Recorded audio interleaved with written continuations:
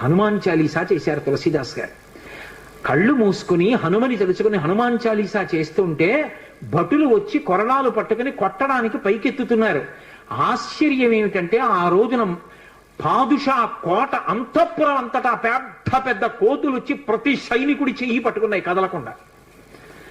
పాదుషా భయపడిపోయి సింహాసనం దిగి కిందకొచ్చి తులసీదాస్ గారి కాళ్ళ మీద పడ్డాడు. అప్పుడు ఖచ్చితంగా పూర్తయిపోయింది హనుమాన్ చాలీసా. ఆ తులసీదాస్ గారి చదివినప్పుడు అన్ని కోతుల రూపంలో వచ్చి ఎదురుగుండా హనుమ నిలబడి కాపాడారు తులసీదాస్ గారిని. అందుకే అప్పటికీ ఇప్పటికీ ఎప్పటికీ కూడా హనుమాన్ చాలీసాకి అంత శక్తి. తులసీదాస్ గారు ఎప్పుడు మాట్లాడుతూ ఉండేవారు స్వామి హనుమతోటి. రామాయణ రచన చేసేటప్పుడు రామచరితమానస్ రాసేటప్పుడు ఏ ఏ ఘట్టం దగ్గరికి వచ్చేటప్పుడు ఆయా ఘట్టం దగ్గర మళ్ళీ హనుమకి చదివి వినిపిస్తూ ఉండేవారు. హనుమ అంతా చదివి సరేనంటుండేవారు. అబ్బో ఎన్ని